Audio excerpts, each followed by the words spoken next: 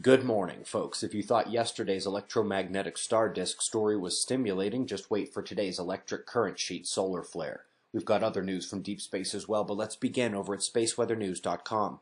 We're finding the last day on our star exceptionally calm. No sunspots or solar flares or filament eruptions. South of the northern coronal hole dark patches is a sideways S-shaped feature that is also darker than the surroundings. That's a major plasma filament system we're watching closely today in case it erupts. Solar wind phi angle in blue, shifting like a pole reversal in the solar wind, and with the density in orange rising, won't be long before the speed of the plasma surges upward. Geomagnetic conditions expected to intensify when that happens.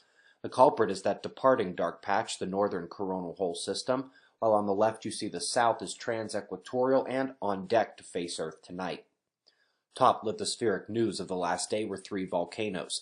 Seismic swarm beneath the Costa Rican mountain. Agung in Bali put out another small eruption while the world awaits a major one there. And in Italy, it appears Stromboli popped one eruption while everyone slept Thursday night. Folks, citizen scientists have been helping to look at the millions of stars in the sky, and it is the people who have discovered a 5-planet system that is beginning to resemble the high planet population we keep seeing with these systems. Interestingly, scientists say all these planets were formed farther away and slowly drifted into their current position. You remember this animation. It's from NASA's Goddard SVS, from our 4-part series on YouTube called Where Are We Going? Today we're focusing on the lobes of the galaxy, however. The central galactic bulge of superheated gas doesn't shine well in X-ray or optical light, but the gamma-ray signature seen by Greenbank this week indicates the presence of hundreds of hydrogen cloud masses confined and streaming away from the galactic center. It's cosmic wind, they say. Galactic wind.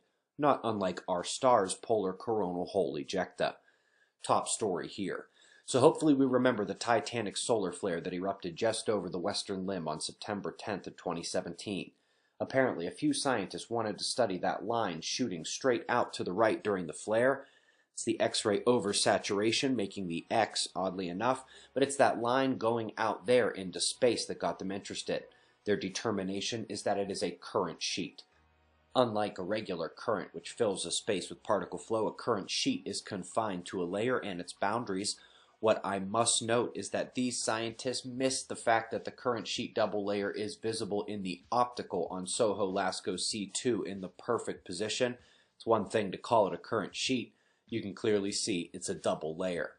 Folks, today is Saturday, so we've got your weekly Fly on the Wall podcast coming up in a few hours. At 9:30 a.m. Eastern Time, we'll be on the members chat page for the pre-show discussion. Come chat with us. We've got the world on wind maps and shots of our star to close. We greatly appreciate your support, and we'll do this all again tomorrow, right here. But right now, it's 5:15 a.m. in the new Valley of the Sun. Eyes open, no fear. Be safe, everyone.